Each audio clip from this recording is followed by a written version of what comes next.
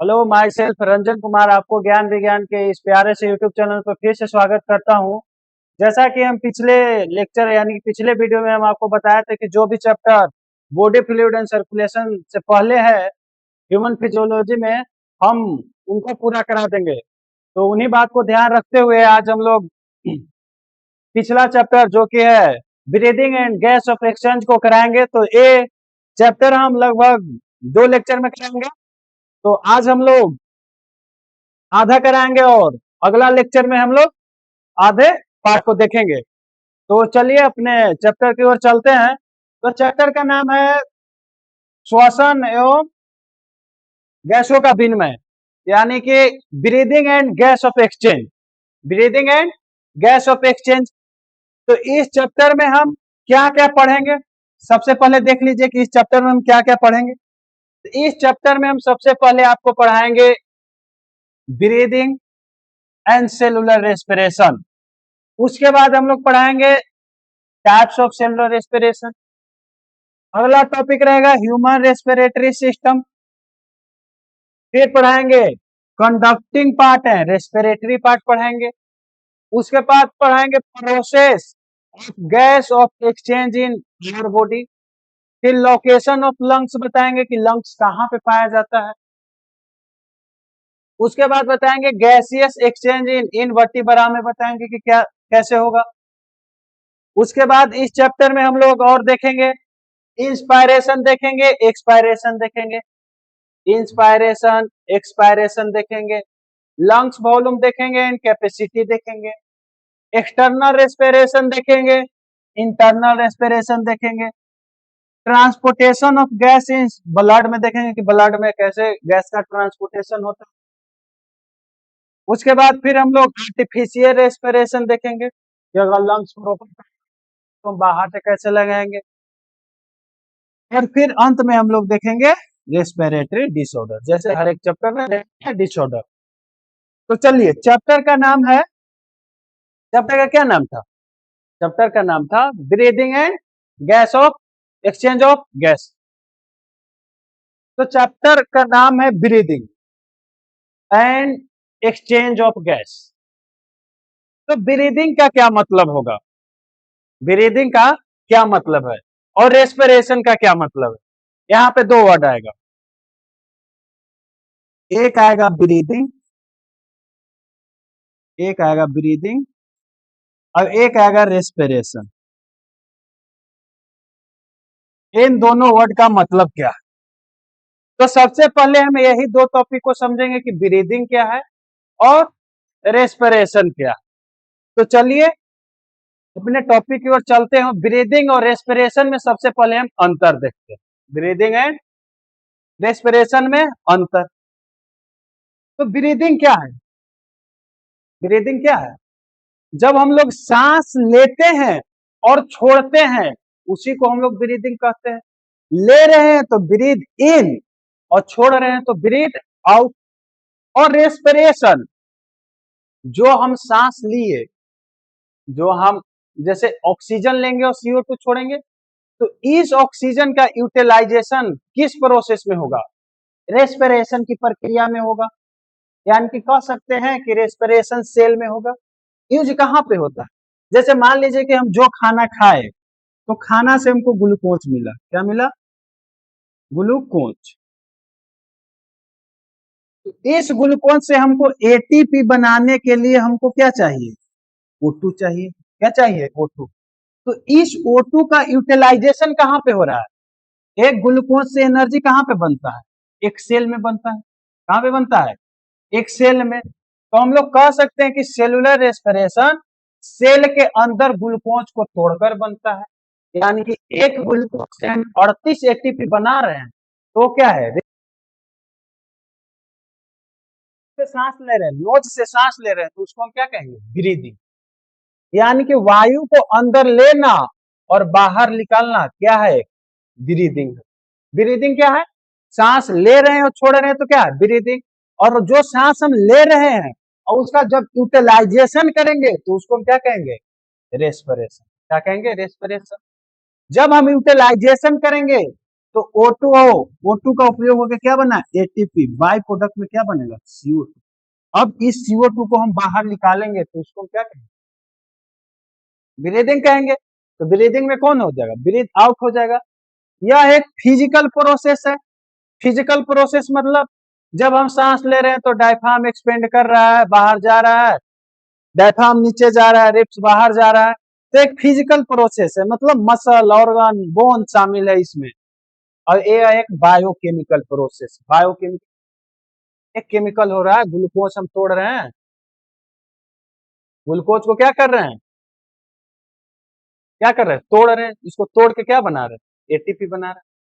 तो यह एक केमिकल प्रोसेस है। इसमें क्या होगा, केवल गैस का एक्सचेंज होगा, मतलब O2 लेंगे और CO2 छोड़ेंगे। इसमें क्या होगा, ग्लूकोज का ब्रेक डाउन हो रहा है और एनर्जी प्रोडक्शन हो रहा है। एनर्जी प्रोडक्शन मतलब एटीपी बन रहा है। तो इसमें हम गैस का एक्सचेंज कर रहे हैं और इसमें हम ग्लूकोज का ब्रेक डाउन कर रहे हैं। ब्रेक डाउन के फलस्वरूप हमको एटीपी मिल रहा है। इसमें एटीपी मिल रहा है, इसमें एटीपी मिल ही नहीं रहा है, यानी कि नो एनर्जी प्रोड्यूस, इसमें एनर्जी नहीं प्रोड्यूस होगा। अब यहीं पे बताए थे कि एनर्जी प्रोडक्शन होता है, मतलब यहाँ पे एटीपी बनेगा। यहाँ पे क्या बनेगा, एटीपी। ऑक्सीजन का जो हम ऑक्सीजन एक्सचेंज कर रहे हैं और कार्बन डाइऑक्साइड को बाहर निकाल रहे हैं, वो कहाँ पे हो रहा है, लंग्स में हो रहा है। कहाँ पे हो रहा है, लंग्स में। और यह कहाँ पे हो रहा है, यह सेल में हो रहा है। और हर एक दुनिया में जो भी जीव है उसको एनर्जी चाहिए, तो उसका हर एक सेल में रेस्पिरेशन होगा। हर एक सेल में, यानी कि हर लिविंग सेल में के अंदर होता है। कहाँ पे होगा, हर लिविंग सेल। इसके लिए कोई एंजाइम की जरूरत नहीं पड़ेगी, इसमें एंजाइम की जरूरत पड़ेगी। हम आगे बताएंगे कि कौन सा एंजाइम की जरूरत पड़ेगी। उसके बाद रिक्वायरमेंट क्या है, केवल ऑक्सीजन को लेना है और CO2 को छोड़ना है। इसमें आपको ऑक्सीजन की रिक्वायरमेंट पड़ेगी और ग्लूकोज की रिक्वायरमेंट, दो चीज की इसमें रिक्वायरमेंट पड़ेगी, क्योंकि हम ग्लूकोज को तोड़कर एटीपी बना रहे हैं। तो अभी बताया कि ग्लूकोज से जब हमको एटीपी बनाना है तो हमको ग्लूकोज को तोड़ना पड़ेगा, और तोड़ेंगे तो उसके लिए हमको ऑक्सीजन चाहिए। तो इसमें दो चीज की रिक्वायरमेंट है, एक ऑक्सीजन, एक ग्लूकोज। इसमें भी दो चीज की रिक्वायरमेंट है, एक ऑक्सीजन है, एक CO2। ऑक्सीजन लेने के लिए और CO2 छोड़ने के लिए। इतना पॉइंट समझ में आ गया। ब्रीदिंग, सांस लेना सांस छोड़ना एक ब्रीदिंग है। ग्लूकोज से हमको एटीपी प्रोड्यूस करना है तो उसको हम रेस्पिरेशन कहेंगे। यह एक फिजिकल प्रोसेस है या केमिकल प्रोसेस है। इसमें एनर्जी नहीं बनेगा, इसमें एनर्जी बनेगा। ये लंग्स में होगा, इस सेल में होगा, यही मेन चीज है। अब उसके बाद ब्रीदिंग तो समझ में आ गया। ब्रीदिंग मेन रूप से क्या है, सांस लेने और छोड़ने की प्रक्रिया को हम ब्रीदिंग कहते हैं। चलते हैं हम रेस्पिरेशन में। तो टाइप्स ऑफ रेस्पिरेशन क्या है, टाइप्स ऑफ रेस्पिरेशन। तो रेस्पिरेशन आपको मिलेगा दो प्रकार। क्या प्रकार के, दो प्रकार। एक को हम कहेंगे एरोबिक एस्पिरेशन, एक है वायवीय श्वसन। अब एक क्लास 10th में क्या पढ़े कि वायवीय श्वसन उसको हम कहते हैं जो ऑक्सीजन के प्रेजेंस में हो, और अवायवीय श्वसन उसको कहते हैं जो ऑक्सीजन के प्रेजेंस में नहीं, या कम हो सकता है या नहीं।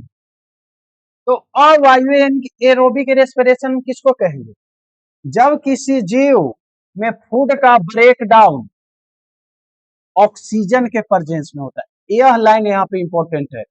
ऑक्सीजन की प्रेजेंस होगी तो उसी को हम क्या कहेंगे, एरोबिक कहेंगे। क्या कहेंगे, इसमें यही चीज नहीं होगा, ऑक्सीजन की बिना बिना ऑक्सीजन के प्रेजेंस में होता है, मतलब इसमें ऑक्सीजन की रिक्वायरमेंट नहीं है भी तो बहुत कम है, भी तो बहुत कम है, जो कि हम आगे बताएंगे। तो इसमें ऑक्सीजन न के बराबर की जरूरत है, इसमें ऑक्सीजन आपको भरपूर चाहिए। वर्ड से एरोबिक मतलब हमको एयर चाहिए, एनओरोबिक मतलब हमको एयर नहीं चाहिए। तो एरोबिक समझ में आ गया कि जो ऑक्सीजन के प्रेजेंस में होगा उसको हम एरोबिक कहेंगे, रेस्पिरेशन कहेंगे। इनमें कार्बन डाइऑक्साइड और वाटर बाई प्रोडक्ट में बनते हैं। जैसे देखिए, हमको क्या तोड़ना है, ग्लूकोज। क्या तोड़ना है, ग्लूकोज। ग्लूकोज हम खाना खाए, हमको ग्लूकोज मिले, अब हमको ग्लूकोज से 38 एटीपी बनाना है। तो हम ग्लूकोज को ऑक्सीजन के मदद से तोड़े तो हमको एटीपी मिलेगा, कुछ अमाउंट में हमको CO2 मिलेगा और कुछ अमाउंट में पानी मिलेगा। बाय प्रोडक्ट में आपको क्या क्या मिला, बाय प्रोडक्ट में क्या क्या मिला जो हम बाहर निकाल सकते हैं। CO2 तो हमको इसेंशियल है भाई, हमको इसको बाहर निकालना ही पड़ेगा। H2O भी है जो हम इसको बाहर निकाल सकते हैं आवश्यकता के अनुसार। तो बाय प्रोडक्ट में दो चीज बना, एक कार्बन डाइऑक्साइड बना और एक वाटर बना बाय प्रोडक्ट के रूप में। सिंपल अगर शब्दों में कहे तो फूड को हम ऑक्सीजन के मदद से तोड़ रहे हैं तो कार्बन डाइऑक्साइड और वाटर में बन रहा है और एनर्जी बन रहा है। तो एनर्जी तो हम अपना आवश्यकता अनुसार उपयोग कर लेंगे। एरोबिक समझ में आ गया, ऑक्सीजन के परसेंट में हम ग्लूकोज को तोड़ रहे हैं, बस ग्लूकोज को तोड़ना है ऑक्सीजन के परसेंट में, उसी को हम एरोबिक कहेंगे। तो आते हैं एनोरोबिक। एनोरोबिक में हम क्या बताए कि बिना ऑक्सीजन के प्रेजेंस में होता है। जब किसी जीव में फूड का ब्रेक डाउन बिना किसी ऑक्सीजन की प्रेजेंस में होता है तो उस प्रोसेस को हम क्या कहेंगे, एनओरोबिक रेस्पिरेशन। क्या कहेंगे, एनओरोबिक रेस्पिरेशन। यानी कि हमको ऑक्सीजन की रिक्वायरमेंट नहीं है, ऑक्सीजन की रिक्वायरमेंट नहीं है और तोड़ना तो इसको भी है ग्लूकोज ही। तो जब हम ऑक्सीजन है ही नहीं है तो ग्लूकोज को तोड़ेंगे तो दो चीज बनेगा, एक तो लैक्टिक एसिड बनेगा और एक इथेनॉल बनेगा। अब हम आपको बताएं कि लैक्टिक एसिड कब बनेगा और इथेनॉल कब बनेगा। तो जब लैक्टिक एसिड बनेगा तो एनर्जी भी बनेगा। क्या बनेगा, क्योंकि ग्लूकोज को तोड़ रहे हो भाई, तोड़ेगा तो एनर्जी तो बनेगा ही बनेगा। दूसरा में ग्लूकोज के को तोड़ेंगे तो इथेनॉल बनेगा, कार्बन डाइऑक्साइड बनेगा और एनर्जी बनेगा। अब देखते हैं कि कब लैक्टिक एसिड बनेगा कब इथेनॉल बनेगा, कितना एनर्जी बनेगा। तो हम पारा पारी देख लेते हैं। तो सबसे पहले अब हम एनएरोबिक को बांटते हैं, वही चीज है। एरोबिक में देखिए ऑक्सीजन मिल रहा है तो खूब एनर्जी बना रहा है, धनाधन। इसमें ऑक्सीजन नहीं है तो कम अमाउंट में कोई है नहीं, एल्कोहल बनेगा, एथी बनेगा। तो यहीं पे हम आपको बता देते हैं, देखिए कब बनेगा लैक्टिक एसिड और कब बनेगा इथेनॉल। हमको रेस्पिरेशन में हम सिंपल क्या बताए, वो ग्लूकोज को तोड़ना है। तो आप ग्लूकोज ले लो, ग्लूकोज ले लो। ग्लूकोज को दो भाग में, दो कंडीशन, पहले तो ऑक्सीजन नहीं लगे, अब इसमें भी कंडीशन है, ऑक्सीजन है भी तो बहुत कम है, ऑक्सीजन की कमी है। ऑक्सीजन की क्या है, कमी है, ऑक्सीजन की कमी है। और एक जगह ऑक्सीजन एब्सेंट है, क्या है, ऑक्सीजन एब्सेंट है। दो कंडीशन, अगर ऑक्सीजन की कमी है, ऑक्सीजन की अगर कमी है तो लैक्टिक एसिड बनेगा। क्या बनेगा, लैक्टिक एसिड। क्या बनेगा, लैक्टिक एसिड। और दूसरा में अगर ऑक्सीजन है ये नहीं है तो क्या बनेगा, इथेनॉल बनेगा। क्या बनेगा, इथेनॉल।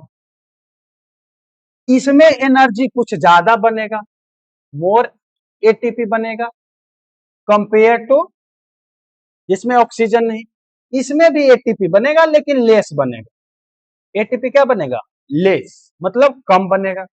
बाय प्रोडक्ट में तो इसमें भी CO2 बनेगा, बाय प्रोडक्ट में इसमें भी CO2 बनेगा। इतना चीज बनेगा। समझ में आ गया कि हम ग्लूकोज का ब्रेक डाउन कर रहे हैं। अच्छा, ये किसका प्रकार है, एनएरोबिक। Anaerobic, anaerobic. एनएरोबिक में दो कंडीशन बताए, एक ऑक्सीजन की कमी रहेगा, एक ऑक्सीजन ही नहीं है, मतलब ऑक्सीजन है ये नहीं है, चुरुआ भी नहीं। तो अगर है, थोड़ा मारा है तो लैक्टिक एसिड बनेगा, और है ये नहीं है तो इथेनॉल बनेगा। है तो थोड़ा सा इसमें एटीपी ज्यादा बनेगा, इसमें नहीं है तो इसमें एटीपी कम बनेगा। समझ में आ गया दोनों चीज। चलिए आगे चलते हैं। उसके बाद टॉपिक, दो चीज समझ में आ गया। अब हम कुछ जीव में देख लेते हैं, जैसे हम लोग के पास रेस्पिरेशन करने के लिए, ब्रीदिंग करने के लिए लंग्स है, प्रॉपर लंग्स है ना, सेल तो हर एक जीव के पास है, तो उसके पास रेस्पिरेशन तो है कि रेस्पिरेशन होगा सेल में ही होगा। लेकिन सांस जब ले रहे हो तो हर एक जीव में अलग अलग रेस्पिरेटरी ऑर्गन, जैसे ह्यूमन के पास लंग्स होता है, ह्यूमन के पास क्या होता है, लंग्स होता है, उसी प्रकार हम कुछ देख लेते हैं ऑर्गन में, जैसे स्पंज, सिलेंट्रेटा और फ्लेटवर्म।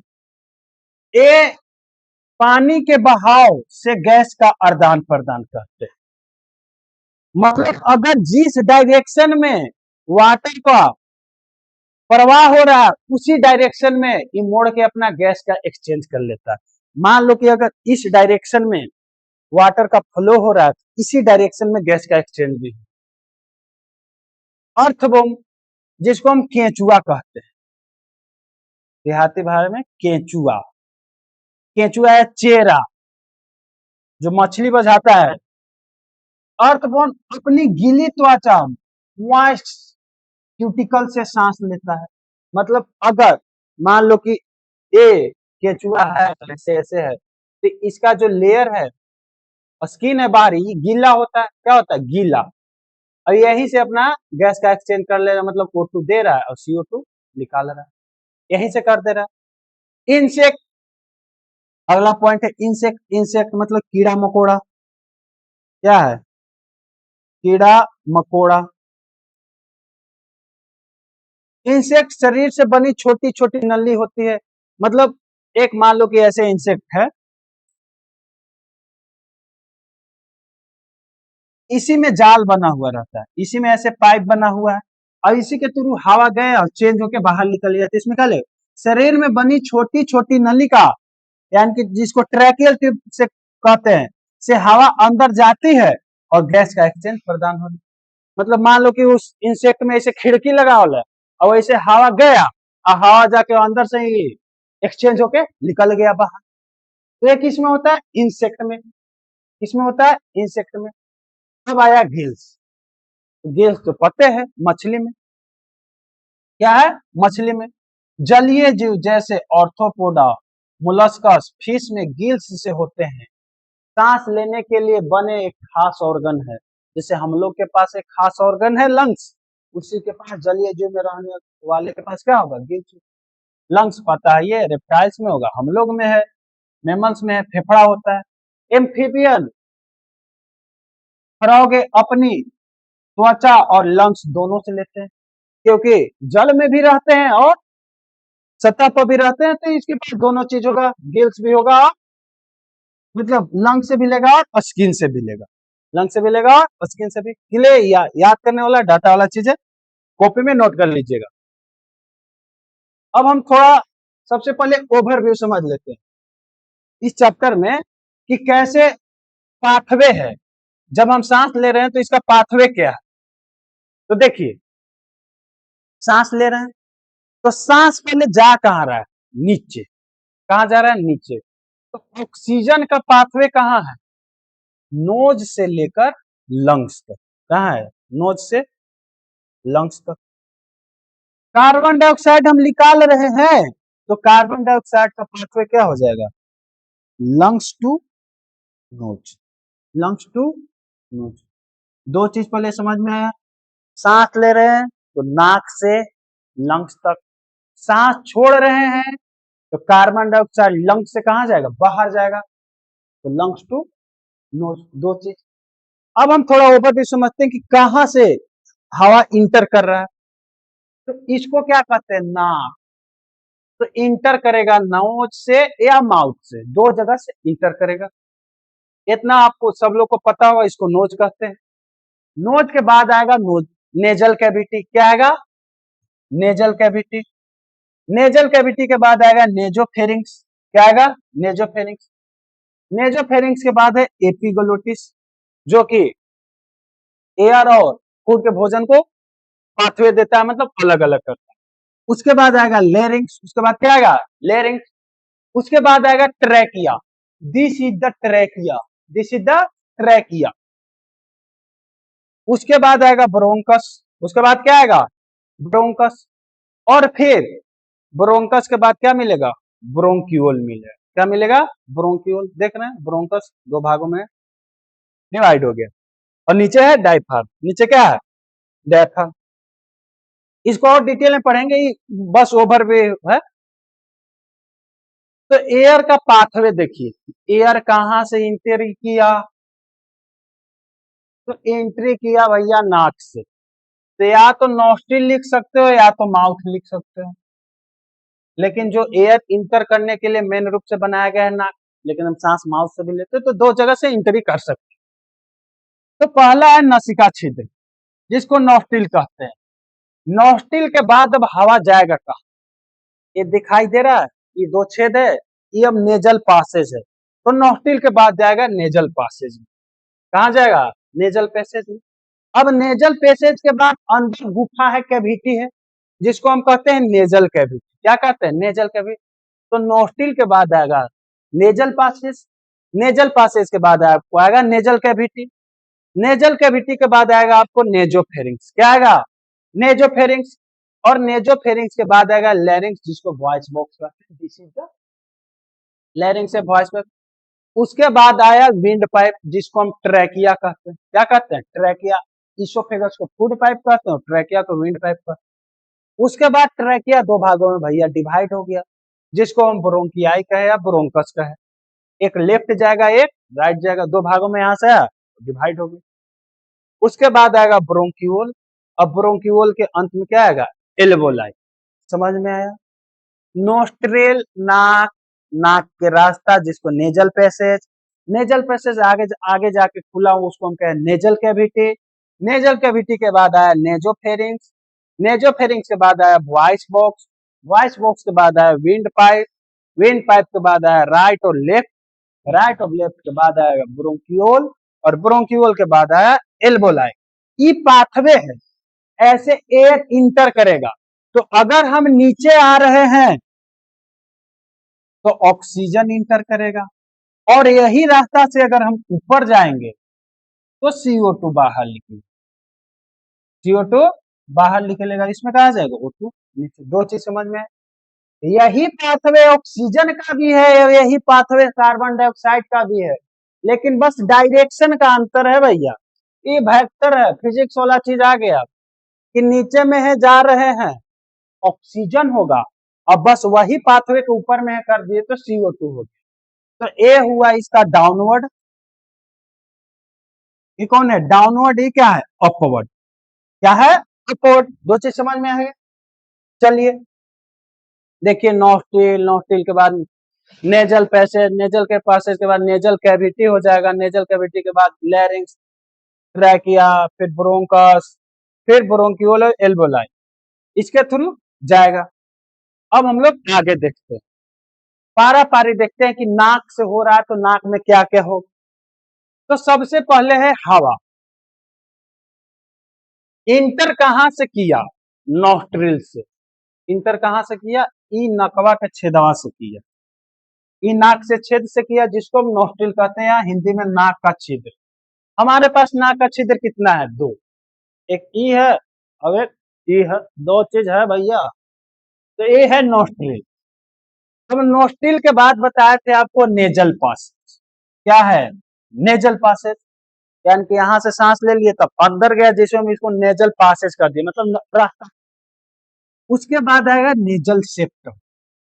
नाक में दो छेद है, तो छेद कौन बनाया, nasal septum. This is the nasal septum. क्या है, नेजल सेप्टम।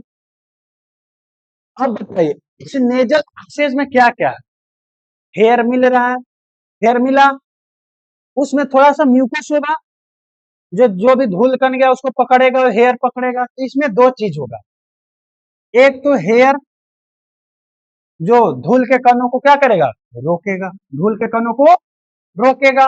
और अगला इसमें रहता है रिच वेस्कुलर सप्लाई, जो हवा को गर्म और नम करता है। अब देखिए बॉडी टेम्परेचर कितना है, बॉडी टेम्परेचर हमको मेंटेन करके रखना है 37 डिग्री। तो हमारे बॉडी में जो भी चीज आएगा उसका रिक्वायरमेंट है बाबू कि तुम हमको 37 पर भेजो, तुम हमको 37 पर भेजो। तो कोई कहेगा कि हम ना भेजम, तो ना भेजम तो भेज, हम 37 कर देवो। रंगदारी कर रहा है शरीर से, तो शरीर तो रंगदारी होने नहीं देगा, कि कहेगा कि हम खुद है रंगदार, हम अपना मालिक खुद है, तुम भेजोगे नहीं। अगर तुम मान लो कि 37 से तुम भेज रहे हो 45, हम तुमको ठंडा कर देंगे, ठंडा करके तुमको 37 लाएंगे। फिर दूसरा ग्रुप आएगा, कहेगा कि ना हम 25 पे भेजम, ठीक है कि आओ हम थोड़ा गर्मा दे, वही गर्मा के कर देगा 37 डिग्री, कितना कर देगा 37। यही चीज लिखा कि रिच वेस्कुलर सप्लाई हवा को गर्म कर रहा है, यानी कि ठंडा होगा तो उसको क्या कर रहा है, गर्म कर रहा है। फिर नम कर रहा है, यानी कि गर्म है तो उसको क्या करेगा, नरम करेगा, दो चीज है। अब उसके बाद आया नेजल कैविटी, नेजल सेप्टम यानी कि नेजल पासेस में क्या क्या होगा, हेयर होगा और रिच वेस्कुलर सप्लाई होगा। उसके बाद आया नेजल कैविटी, नेजल कैविटी के बाद हवा जाएगा नेजोफेरिंग्स में, कहा जाएगा, नेजोफेरिंग्स में। दो चीज समझ में आ गया। इसमें मेन इंपॉर्टेंट है नेजल पैसेज, क्या है, नेजल पैसेज। उसके बाद हम लोग आगे देखते हैं, उसके बाद आया भैया ट्रैकिया, क्या है, ट्रैकिया। तो जो ये ट्रैकिया है इसको क्या कहते हैं, this is the trachea, this is the trachea. तो ट्रैकिया क्या है, क्या है, पाइप, पीछे ईसोफेगस है, आगे ट्रैकिया। तो लैरिंग से चालू होकर ट्रैकिया यहां तक गया, यहां तक गया, और यहां से फिर अलग अलग डिवाइड हो गया, सॉरी